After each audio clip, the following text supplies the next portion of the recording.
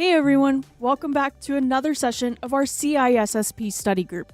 I'm B-Dubs, and I'm thrilled to explore today's topics with you. Whether you're actively working towards your CISSP or you're just a nerd about cybersecurity, you're in the right place. Your dedication truly matters. It's great to see you all here, and I'm excited to be on this journey with you. In our last session, we covered Domain 7, Objectives 7.7 and 7.8. If you missed it, don't worry. I have a playlist ready for you to catch up. I'll drop the link in chat now so you can watch it at your own pace. Today, you guessed it, we're still in Domain 7, but let's jump in.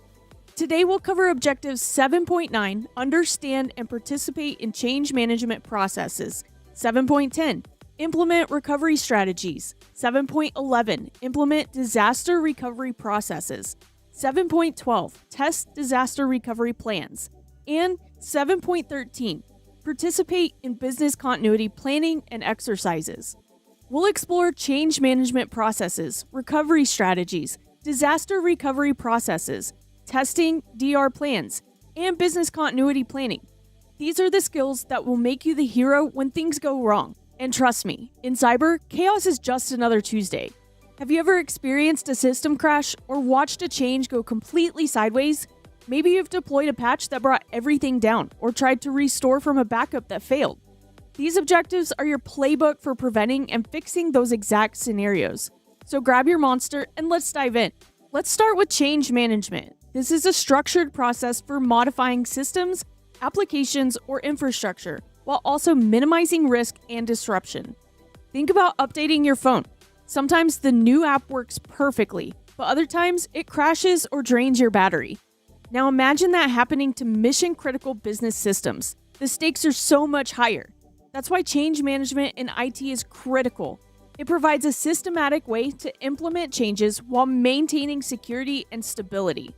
Change management is important in security operations because it prevents unauthorized or poorly planned changes that could introduce vulnerabilities or compromise security controls. Through the Change Advisory Board review process, proper testing, and documentation, we make sure that every change is thoroughly evaluated and implemented safely. This structured approach helps prevent incidents like accidental system outages, security breaches, and disrupted business operations. Let's look at the change management process using an example of deploying a critical security patch to fix a vulnerability in your web server. First comes the request stage, where someone identifies a need for change. In our case, the security team discovers a critical vulnerability that requires immediate patching. During assessment, we look at three key areas: technical impacts on connected systems, business disruption potential, and security implications to make sure the patch addresses the vulnerability without introducing new risk. Remember that rushing this phase due to urgency often leads to mistakes. Next is the approval stage. The Change Advisory Board, or the CAB, thoroughly reviews the proposed change, bringing together stakeholders from IT operations, security, business units, and application owners for major changes. These stakeholders evaluate the risk, resources, and timing. And don't just bypass the CAB because a change seems urgent. That's a recipe for disaster. Then we move to build and test. We start in our development environment, then progress to staging, which is an exact mirror of production. And finally, verify in pre-production. With our web server patch, we need absolute certainty that the fix won't break any applications. For scheduling and notification, we plan the deployment during off-peak hours, when the user traffic is minimal. We notify all affected teams and users about the maintenance window and then prepare a detailed rollback plan as a safety net. Implementation comes next. We execute the change following our approved plan, making sure not to skip the pre-deployment checklist. For validation, we confirm the vulnerability is remediated, verify all services are operational, and thoroughly test critical functions. Finally, we document everything: comprehensive change details and business justification, test results, implementation steps, validation results, and updated baseline configurations that reflect our new system state. Now let me emphasize something important. Documentation isn't a final step. It's woven throughout the entire change management process. At each stage, we need to maintain detailed records. This documentation serves multiple purposes. It helps us meet audit requirements and demonstrate compliance. It provides a valuable troubleshooting reference if something does go wrong. It enables effective knowledge transfer between your team members and provides evidence that we're following proper compliance procedures. Now, emergency changes handle those urgent situations, like critical vulnerabilities or system outages that require immediate action. While normal change processes might take days, emergency changes use an expedited approval process with designated emergency approvers or a subset of the CAB members. But even with the need for speed, proper controls still remain important. Emergency procedures must be clearly defined before a crisis even thinks about occurring. There's 4 key elements that need this documentation. The first is authority. You need to specify exactly who can approve these emergency changes, whether it's the CIO, head of security, or another designated person. Then, emergency criteria. Define what qualifies as a true emergency, such as major system outages or active security breaches that could significantly impact the business. Next comes the minimum documentation requirements. Establish the essential documentation needed during implementation, while still keeping it focused and efficient. Finally, the post-change review process. Outline how teams will validate actions and identify improvements after the emergency is resolved. After handling the emergency, teams must complete full documentation and conduct a complete review to validate the action and identify process improvements. This balanced approach helps prevent any misuse of emergency procedures, while also making sure that critical issues can get addressed quickly. Now, the Change Advisory Board, or CAB, isn't just another acronym. Well, it is, but it's a vital governance body that brings together IT leads, business owners, security experts, and other key stakeholders. This group evaluates the proposed changes by examining technical impacts, security risks, and implementation plans while also making sure that there's alignment with organizational goals. Through systematic meetings and detailed analysis, they balance risk and benefits to make informed decisions that both protect systems and enable business progress. Now, the CAB is much more than a formal committee. Think of the CAB as your organization's council of experts, including IT managers, business unit leaders, security specialists, and often legal or compliance representatives. They meet weekly to review standard changes and remain on call 24/7 for emergencies. The CAB reviews 3 main categories of changes. Standard changes are routine modifications that undergo a full review, like regular software updates or planned hardware upgrades. Urgent changes need prompt attention, but they're not quite emergencies.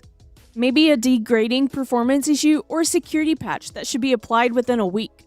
Emergency changes are your drop-everything situations, such as active security breaches or system outages that significantly impact business operations.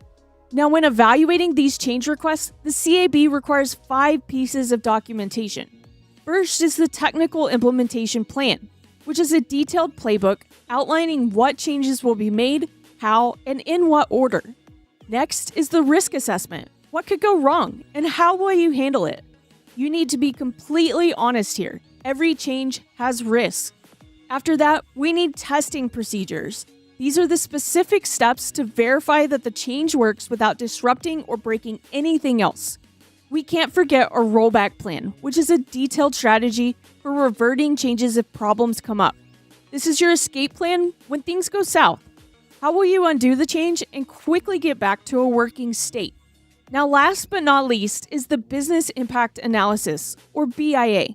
This shows who and what will be affected by the change, both during and after the implementation. The CAB categorizes changes as low, medium, or high impact, which determines the depth of review needed. For high impact changes, they'll ask tough questions. What are the risks? Could this crash our network? How will this impact our customers? They're weighing the pros and cons to make sure that we're not jumping into something that will bite us later. For example, when reviewing a server security patch, they might say, cool, but let's test this thoroughly to make sure we don't accidentally block legitimate traffic. For the CISSP exam, remember this key point. The CAB serves as your organizational safeguard. making sure changes are properly managed rather than becoming sources of chaos. They're the ones keeping the ship steady. Now here's the trick. This is all about balance. Too little oversight can lead to disaster, like when a developer pushed untested code that crashed a production server for hours. But too much oversight is equally dangerous. When teams have to wait weeks for critical security patches, they might start bypassing the process entirely. Now, finding that sweet spot in change management requires 3 key elements to make it all work. First, establish the minimum required oversight.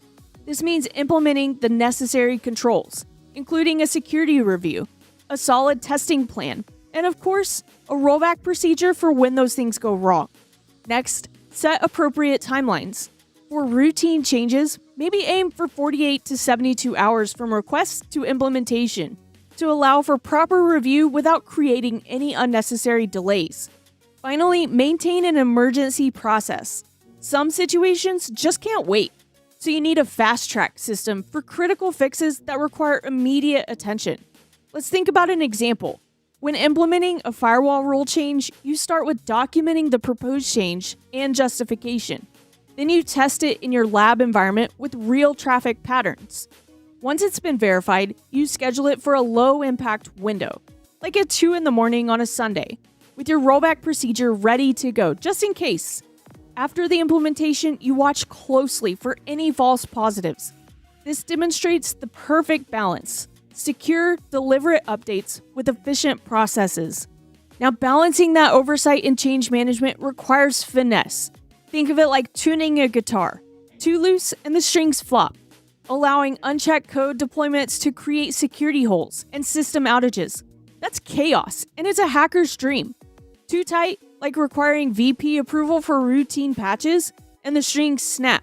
When every minor change needs multiple approvals and takes weeks, people give up.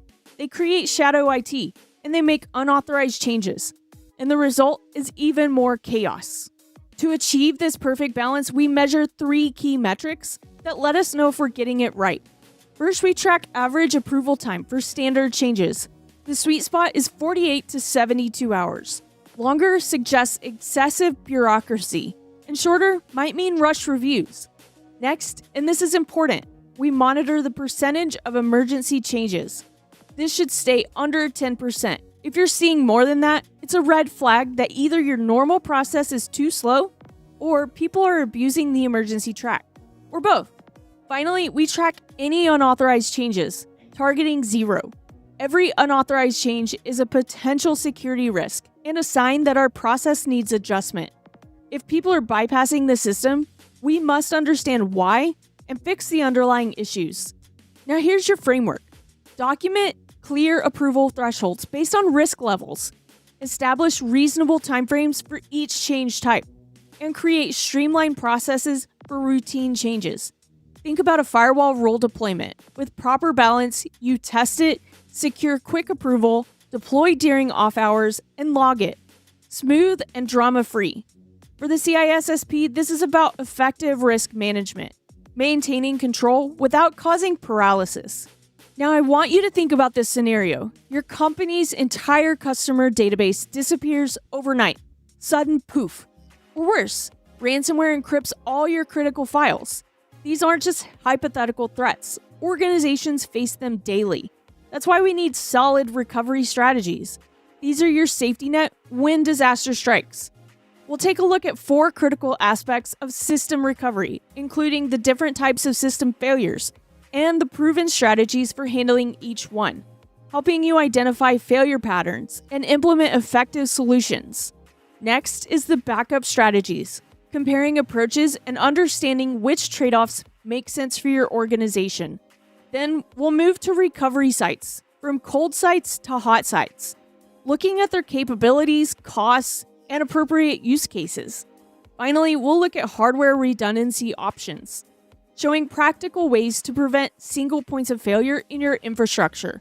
Along the way, we'll focus on key CISSP exam concepts like RTO, RPO, MTBF, and MTTR.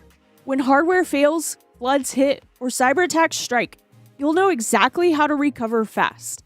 So let's break it down. Let's start with talking about how systems behave when they fail. There's 3 main types of failure modes. First, we have fail soft or fail open. When the system fails in this mode, it continues running, but with reduced security. For example, a firewall might let all traffic through, or a database might operate without full authentication checks. You choose this approach when system availability is critical and you can temporarily accept the risk of reduced security. Next is fail secure or fail closed. This is the opposite approach. When failure occurs, the system completely locks down. A firewall might block all traffic, or electronic door locks might remain locked during a power failure. This is your choice when security cannot be compromised under any circumstances.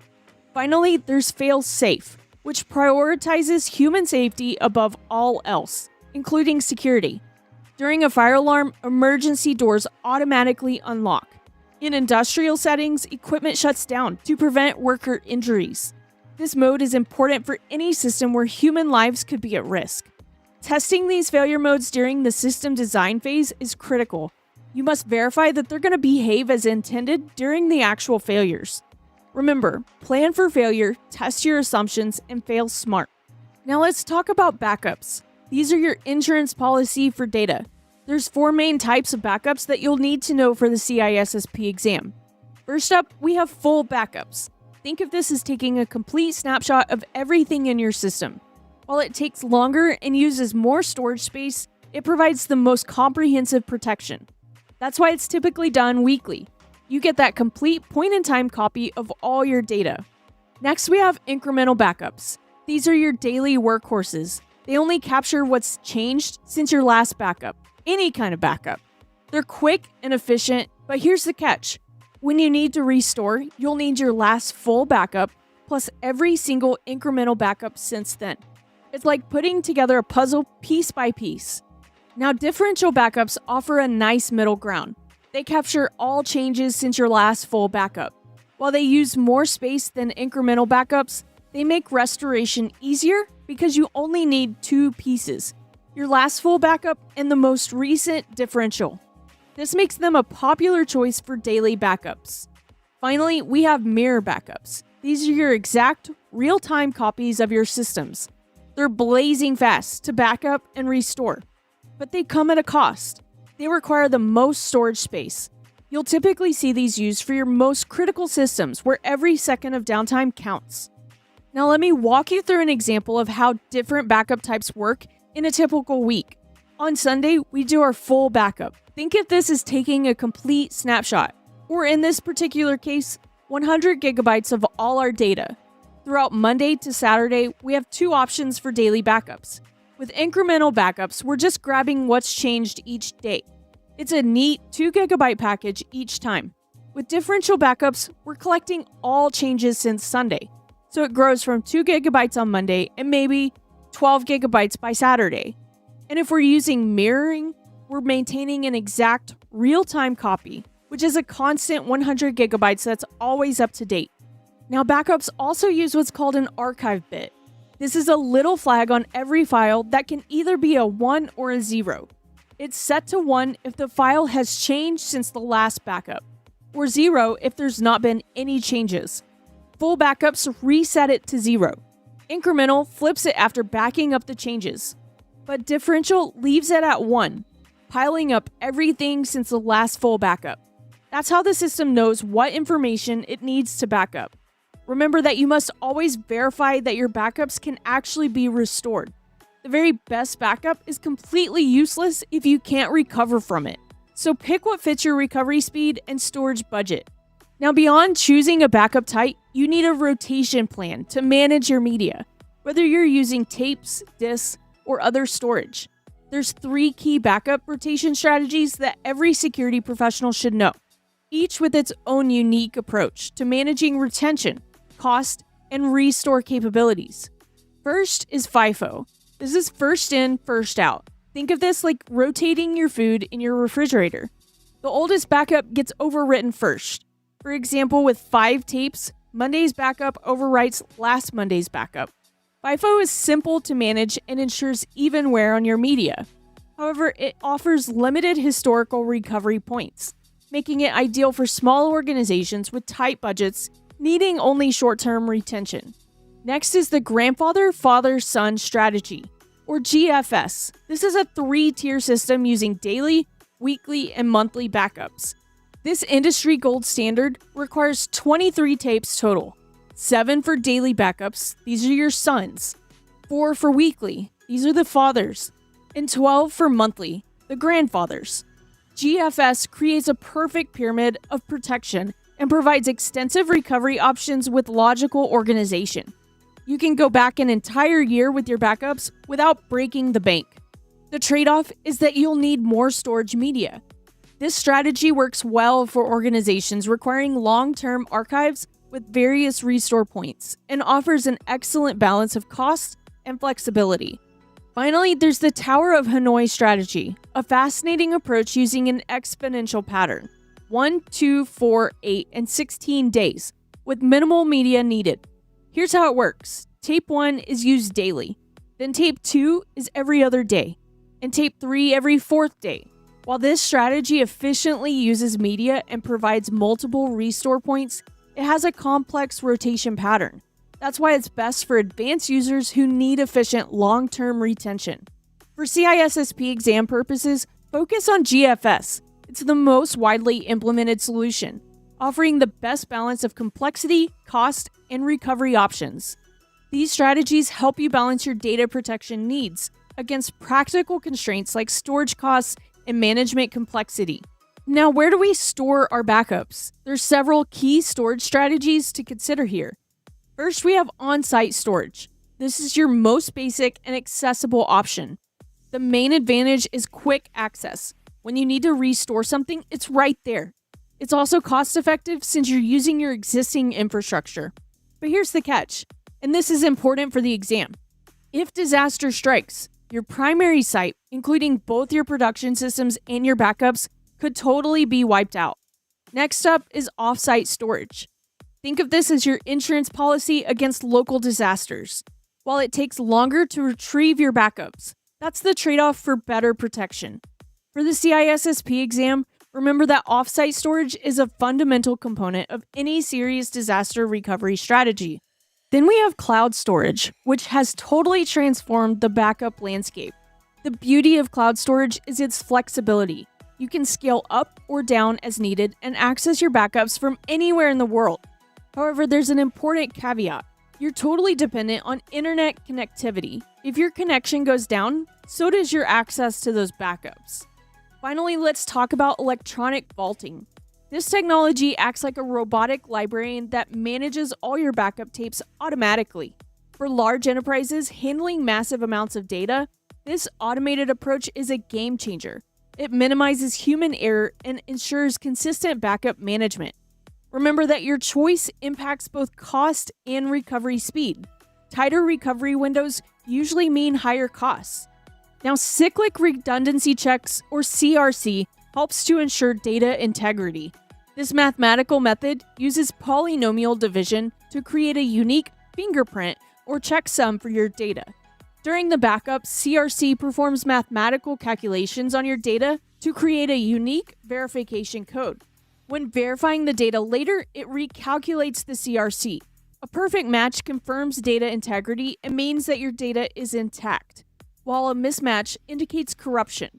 CRC32 and other common implementations are used across hard drives and backups, network transfers, and RAM verification to catch errors early. While CRC is great at detecting corrupted data, unlike some methods, it cannot correct errors. However, its speed and reliability have made it the standard choice for basic data integrity checks in backups and transmissions. For example, a file might generate a CRC value, and then if even a single bit changes during storage, the resulting CRC will be completely different, warning you about potential corruption before you restore your data. Now let's talk about spare parts. These are your lifeline when your equipment fails. There's 3 key types that you need to be aware of. Cold spares are basic backup parts sitting on a shelf. They're the most budget-friendly option. But here's the catch. When something breaks, installation takes time. Recovery could take hours or even days, making these the best for non-critical systems. Warm spares are already installed in your system, but they're still kept powered off. While these cost more than cold spares, they get you back online much faster, typically within minutes to hours. These are perfect for moderately important systems where some downtime is still acceptable. Now, hot spares are the premium option. These are fully powered and ready to take over at a moment's notice. Yes, they're the most expensive, but these are a great option for mission-critical systems. Their near-instant recovery time of seconds to minutes makes them worth that investment should you need them. Choose your spare parts type based on system criticality and acceptable downtime. Most organizations use a mix of these parts to balance costs and recovery needs.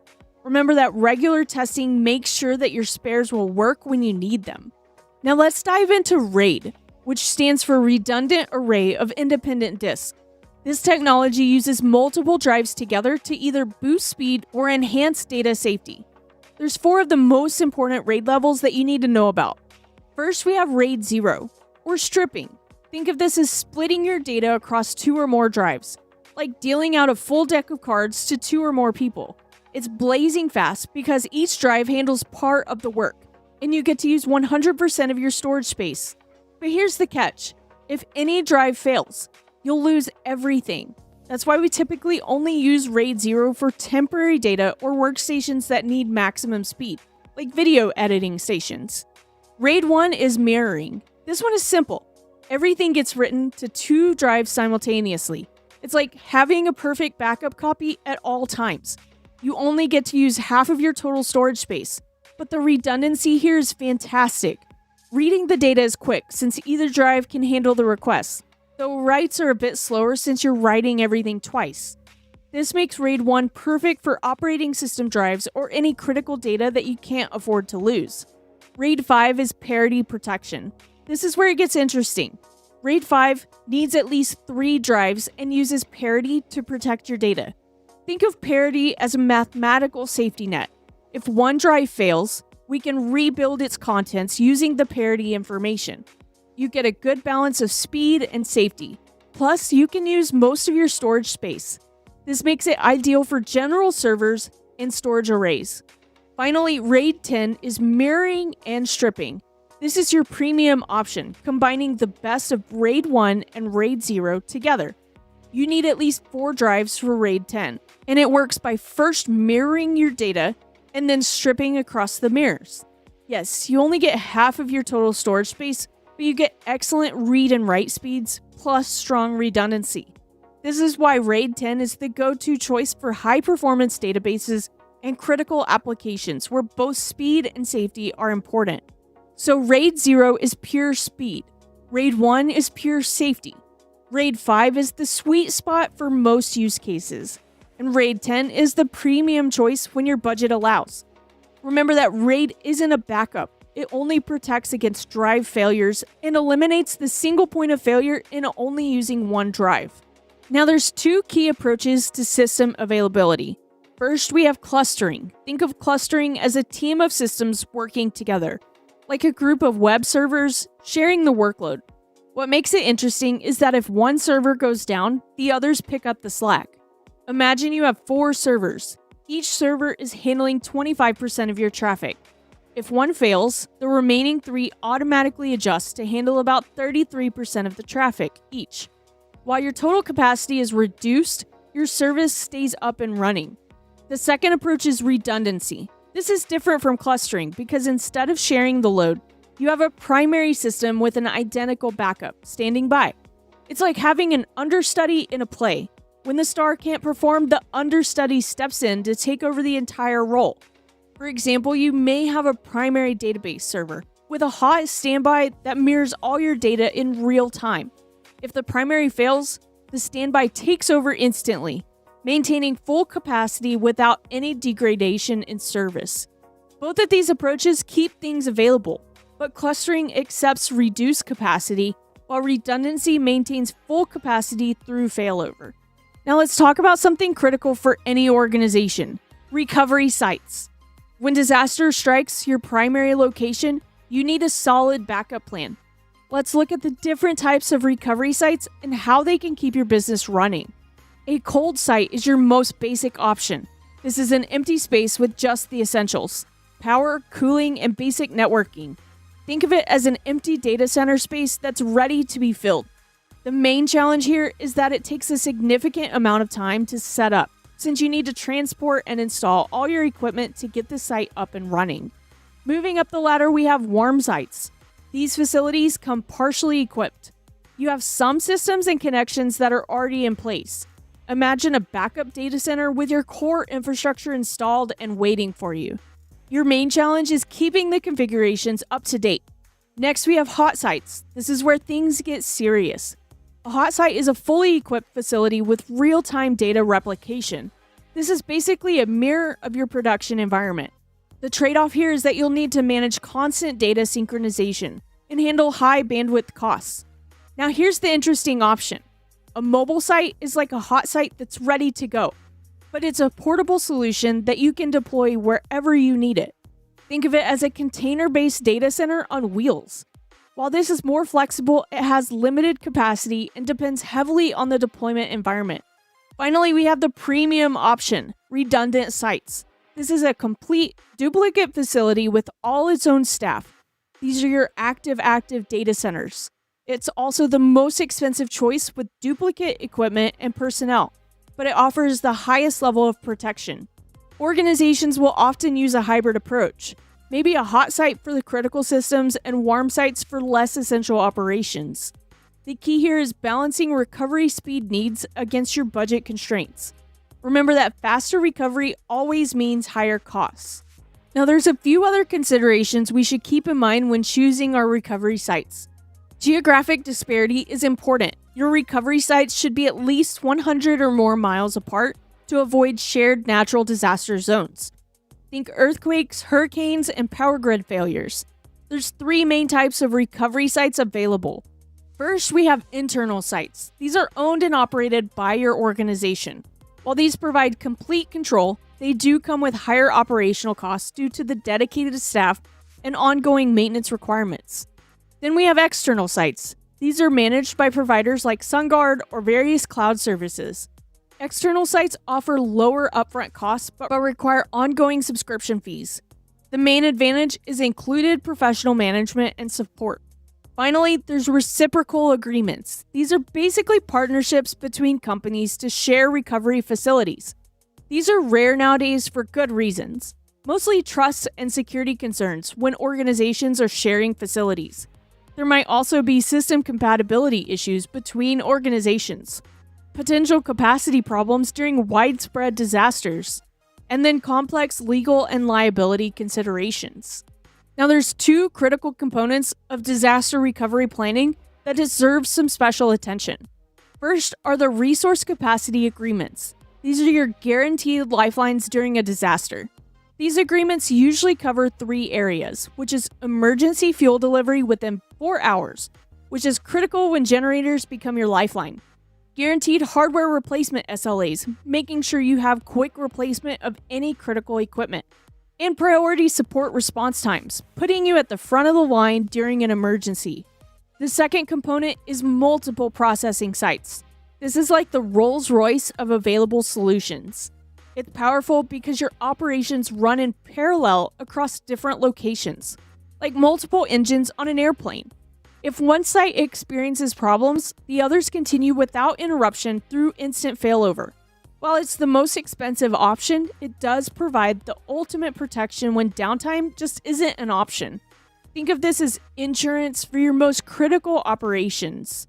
System resilience combines multiple strategies, including backups, spare parts, RAID, clustering, and recovery sites to achieve high availability, like a 99.9% or higher uptime, fault tolerance, or continued operation during failures, and quality of service, which is guaranteed performance levels. An example would be combining RAID 10 storage with active clustering, which provides both data protection and uninterrupted service during server failures. There's 2 key metrics that guide this resilience: mean time between failures, or MTBF, which shows system reliability, and then mean time to recovery, or MTTR, which measures your recovery speed. When implemented effectively, these tools maintain system operation, protect data, and keep your customers happy, even during chaotic disruptions. For the CISSP, understanding how these components work together provides your toolkit for maintaining business operations with minimal interruption. Now, disaster recovery, or DR, is your organization's technical response plan for emergencies. It covers a wide range of scenarios, from natural disasters like earthquakes and floods, to technical failures like server crashes and data corruption, to malicious attacks like ransomware and cyber breaches. As a tactical IT-focused approach, disaster recovery specifically focuses on restoring your critical systems and data. This makes it distinct from, but complementary to, business continuity planning.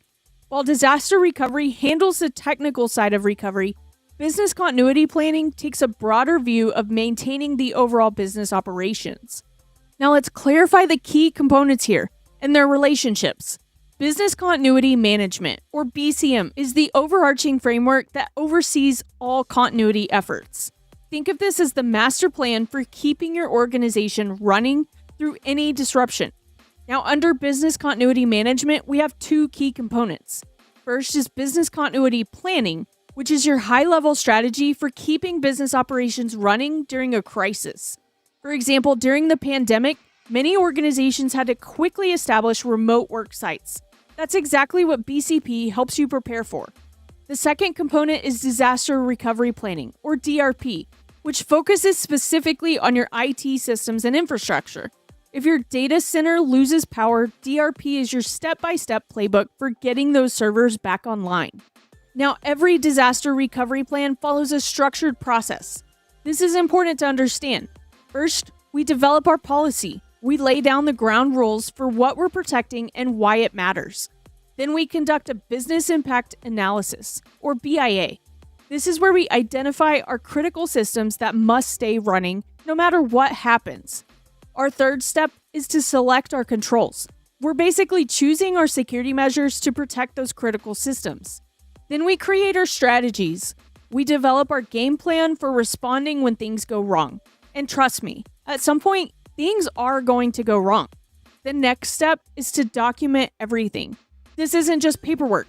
You're creating your survival guide for when that disaster strikes. Every detail needs to be crystal clear. Then we test and train. Remember that a plan is only as good as your ability to execute it. Practice makes perfect here. Finally, we maintain and update. We must keep our DRP current as systems change. It should be a living document. As your systems change, your plans need to change too. Now, you need to understand several time metrics that exist in disaster recovery planning. These metrics are important because they drive all of your DR decisions. Here's the 4 key metrics you need to know. The Recovery Point Objective, or RPO. This is your data loss tolerance. If your systems crashed right now, how much data could you afford to lose? An hour? A day? That's your RPO. For example, if your RPO is 10 minutes, this means that you could afford to lose up to 10 minutes of transactions if your system crashes. That's why your backup frequency must match or exceed your RPO. The Recovery Time Objective, or RTO. This is your system restoration deadline. When disaster strikes, this is your countdown timer. If your RTO is 4 hours, this means that you have exactly 4 hours to get your critical systems back up and running, not a minute longer. The Work Recovery Time, or WRT, is an often overlooked metric that represents the time needed to verify your restored systems are working correctly. This is the time you need for testing, validation, and data integrity checks. If your WRT is 2 hours, that's how long you'll spend testing database integrity, checking system functionality, and making sure that everything works properly. The Maximum Tolerable Downtime, or MTD, is the critical one. The MTD represents the absolute maximum time that your business can survive without these systems before serious damage occurs. Basically, you end up with a formula here that says that the MTD equals the RTO plus the WRT. Exceeding this MTD limit risks severe business impact that would be detrimental to the organization. Remember that shorter RPO and RTO means you have higher costs. You'll need more frequent backups and redundant systems. A business impact analysis helps to balance these needs against your budget. So what exactly is a business impact analysis? A BIA is your recovery roadmap, guiding all of your disaster recovery activities. It's a systematic process that determines and evaluates the potential effects of an interruption to your critical business operations. These components are important for disaster recovery planning. First, we need to identify those critical business processes. These are your core business functions and operations like your payroll systems, customer order processing, and email that keeps your business running.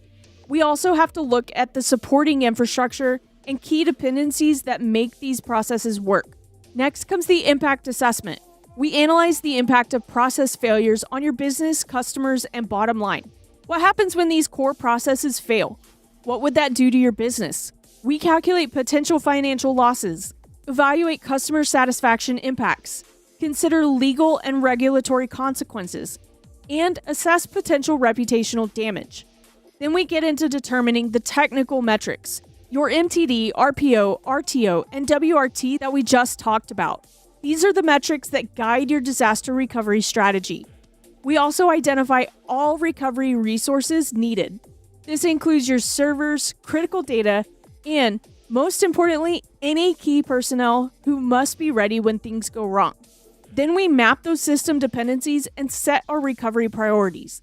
This is important because your systems must come back online in the right order. Like building a house, you need to make sure your foundation is set before you start putting up the walls. Finally, we must engage all stakeholders. This includes your IT teams, finance department, operations staff, and business unit leaders. A BIA isn't just an IT exercise, it's a business-wide effort. For example, if your online store goes down, the BIA might determine with $10,000 loss per hour. This is a Tier 1 critical system requiring an RTO under 2 hours. Let's think about an example. Imagine you're running a critical processing system. Here's what your recovery metrics might look like. First, your maximum tolerable downtime, or MTD, is 4 hours. This is your absolute limit before you start seeing a severe business impact. Your recovery point objective, or RPO, is 5 minutes. This means you can only afford to lose up to 5 minutes worth of transaction data in a worst-case scenario. Your recovery time objective, or RTO, is 2 hours. That's how long you have to get your systems back up and running. Finally, you need 1 hour of work recovery time, or WRT. This is the amount of time you need to verify that everything works correctly and all transactions are processing properly. Think of this as triage for your business, identifying what needs to be saved first and how quickly you have to save it. For CISSP, remember that the BIA drives prioritization, protecting your most valuable assets first. Now, when disaster strikes, you need a playbook. Here's the step-by-step breakdown. In your first 15 minutes, when disaster strikes, you immediately follow your emergency checklist.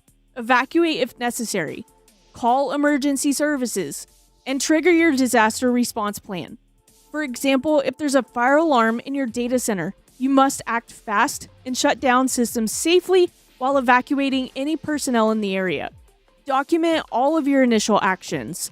In your next 30 minutes, you rally the crew and assemble your response team. You need IT, management, PR, legal, and security all working together. And each has a specific role. IT leads technical assessment and recovery. PR manages media communications. Legal ensures regulatory compliance. And security maintains physical and cyber protection. At that 1 hour mark, you get your communication strategy running. Update all your stakeholders. This includes staff, customers, regulators, and media. Use your emergency notification system for initial employee updates. And don't forget to document everything. During hours 1 to 2, you conduct your full assessment. Determine which systems are down and assess the situation's severity. For example, if 3 critical databases are offline and payment processing is affected, you estimate the recovery time.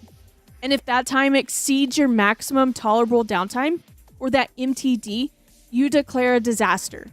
Next comes the restoration phase. This is where your recovery time objective, or RTO, guides you. Your business impact analysis determines what you need to restore first, while dependency charts help you with the specific steps. The most important component here is training. Don't wait for a disaster to strike to practice. Run monthly drills with various scenarios: cyber attacks, natural disasters, power outages. Think of it like a fire drill. These responses must be second nature so you can act quickly during that emergency. Now, the post-incident exercises come within about 48 hours. You need to conduct a thorough review. Think about what worked and what failed. This isn't about blame or pointing the finger. It's about improving your plan for next time. Document all your lessons learned and update your procedures accordingly. Now, don't forget about those external dependencies. Secure your backup vendors and make sure you have clear SLAs with response times. If your fuel supplier disappears during a blackout, you're in big trouble. Remember that the MTD is your trigger. If you exceed it, it's time to declare a disaster. Now let's break down those disaster recovery costs. I want you to think about an example. Consider two systems with different recovery needs. System A requires near instant recovery. It has a 15-minute RPO and RTO, demanding continuous replication, redundant hardware, and 24/7 staff, potentially costing millions annually. System B can handle longer downtime. It has a 24-hour RPO and RTO, so daily backups and standard hardware suffice. Maybe this runs about $100,000 a year. Now there's key factors here that are driving these DR costs. First, there's your infrastructure. This includes your storage systems, servers, and network equipment. This is typically the largest expense, especially with redundant systems. Next comes staffing. You need skilled professionals to maintain systems and run tests. Speaking of tests, they're another significant cost factor, as you must regularly validate that everything works as planned. And then there's software. Your licenses and support contracts represent ongoing expenses that you'll need to budget for, including backup software, monitoring tools, and disaster recovery platforms. Finally, there's training and documentation. Your team must know exactly what to do when disaster strikes, requiring regular training sessions and up-to-date documentation. When presenting to management, focus on the impact to the business. For example, a 4-hour outage costs $500,000 in lost revenue, justifying a $200,000 investment in faster recovery. Remember to align recovery targets with direct business value.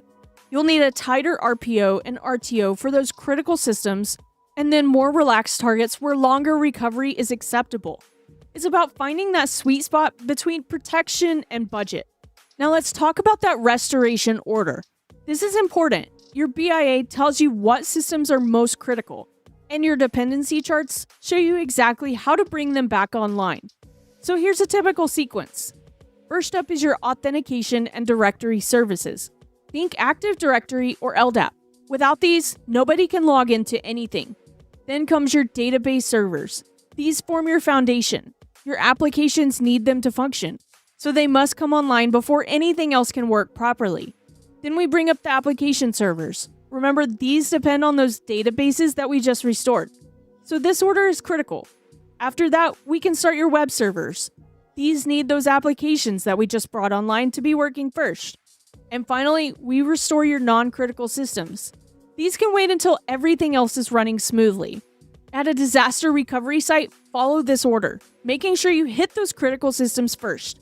When returning to the primary site, start with the non-critical systems to validate the environment before risking your core operations. Remember that this restoration order must align with your BIA's RPO and RTO requirements, and should be documented and updated as dependencies change. Now, a disaster recovery plan is only as good as its testing proves it to be. It's like a fire drill for IT. Regular testing reveals any gaps and builds muscle memory. Testing must involve all of your key stakeholders, your IT teams, business owners, management, facilities staff, emergency response teams, and critical vendors. Real-world cases show that untested plans often fail when you need them the most, so don't let yours be one of them. Now, there's a few different types of DR tests you should be aware of. We're going to look at these from the most basic to the most comprehensive. Each one has a specific purpose and frequency.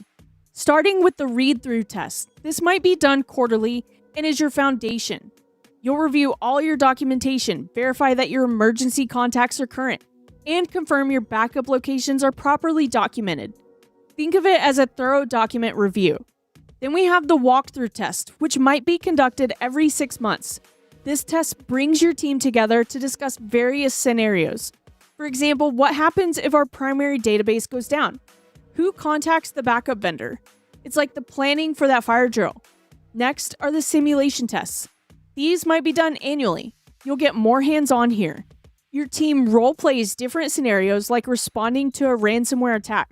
You're still not touching systems yet, but you're practicing your communication and decision making. The parallel test is also an annual test. This is where you finally work with your actual systems. You're running operations on backup systems while keeping your primary systems running. Imagine processing your entire payroll using your disaster recovery environment. Now we have the full interruption test. This might be done every 1 to 2 years. This is a big one. You're actually shutting down your primary data center to verify your failover capabilities. This is the riskiest of all the tests, requiring executive approval since you'll be disrupting business operations. But this is the best way to fully validate your DR plan. Organizations will typically start with the read-through tests and progress to more complex ones as their DR maturity increases. Each successful test builds confidence and reveals any areas you can improve on. Remember to start small, scale up gradually, and document everything. Now, testing your DR plan isn't just busy work. This is your proof that everything will work when disaster strikes. Every test, from a quick read-through to a full-blown interruption, can show you where your strengths and weaknesses are. Here's the important part though. All of your test activities, the results, and any issues you find must be formally documented.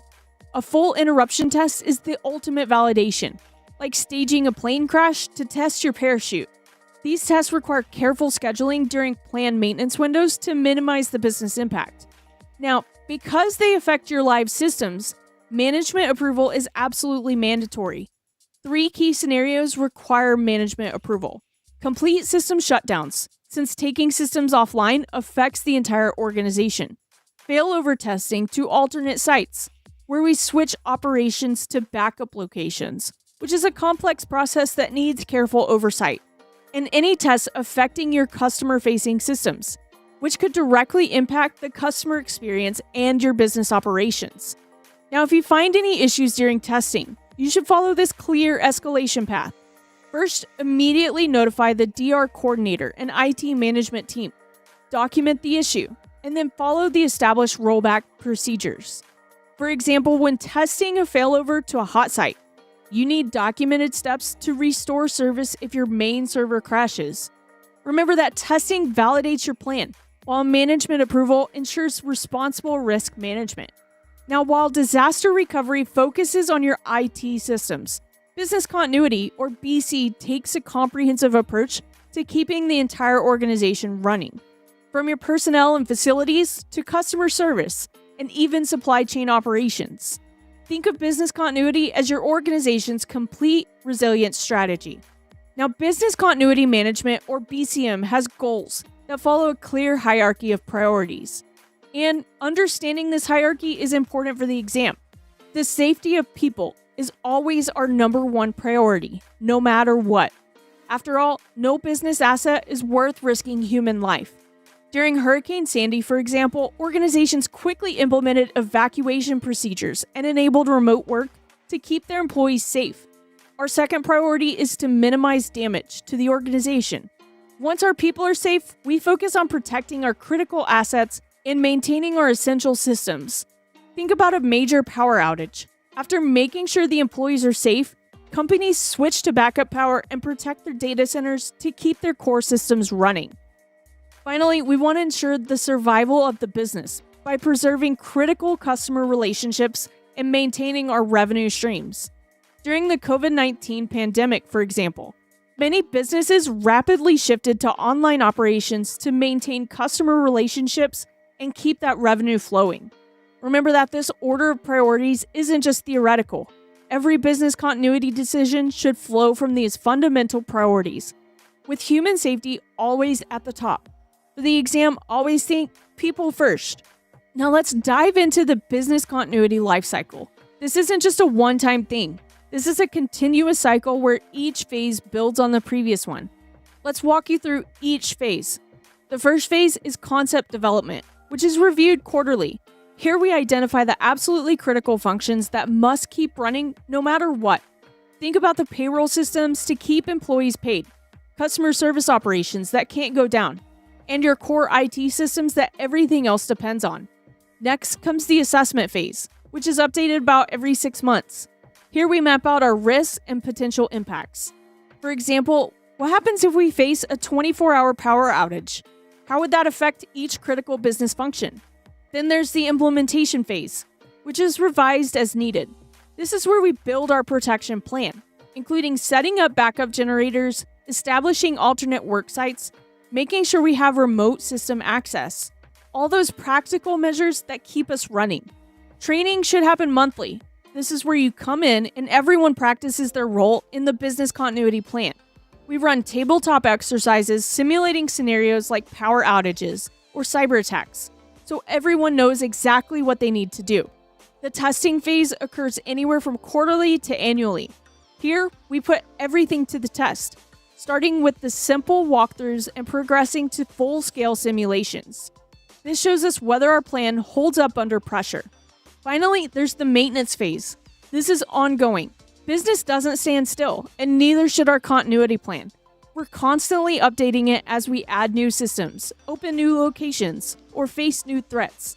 As part of the BCP lifecycle, it's important for all personnel to participate in training and testing. This hands-on involvement makes sure that everyone knows their roles and can execute the plan effectively when disaster strikes. Whether it's a power outage requiring generator failover, or remote work capabilities, or a pandemic forcing work from home, business continuity makes it seamless. It's total resilience, and you're helping make it happen. All right, now let's wrap up what we covered in today's session. We discussed 5 critical topics today. First, we explored change management. This is your organization's shield against chaos. Every change, whether it's a simple security patch or a major system upgrade, it follows a controlled process from initial request through documentation. The Change Advisory Board, or CAB, is essential here, reviewing and approving these changes. Next, we examined recovery strategies. We explored our resilience toolkit, backups, spare parts, RAID configurations, clustering, and various recovery sites. All these strategies align with specific recovery point and time objectives, our RPOs and RTOs. Third, we covered disaster recovery, your IT department's bounce back plan. Starting with the Business Impact Analysis, or BIA, we walk through developing response procedures. The key here is understanding your RPO and RTO requirements and maintaining clear system restoration order. Then we discuss DR plan testing, because a plan's true value lies in its execution. We explored testing types from basic read-through to full interpretation tests. Remember that testing not only validates your plan, but also uncovers any gaps that need fixing. Finally, we tackled business continuity, which extends beyond IT to encompass the entire business. This involves an ongoing cycle of planning, testing, and updating. And here's the golden rule. In BC planning, people's safety always comes first. Now, I know it was a lot, but that's all I have today for objectives 7.9 through 7.13. You're crushing the CISSP journey. Keep that momentum going. If you need to review anything, no worries. These recordings stay on YouTube, and I'll add chapters right after the stream so you can jump to specific topics. Mastering these concepts is a huge step towards your CISSP goal, and they'll keep showing up, so connect them to real-world scenarios. Stay curious and keep practicing. You're doing fantastic. Now, who's ready for the after party? I'm heading right now to our Study GRC Discord server's CISSP voice channel. It's perfect for questions, insights, and connecting with the community. If you're not in the Discord yet, you can visit cissp.briwhite.io for the Discord link. And don't forget to grab your CISSP role when you join to access all of our study channels. Our next session will be Tuesday, June 3rd at 6 p.m. US Central Time. And we'll finally complete this beast of Domain 7. Thanks for watching, and I'll see you in Discord.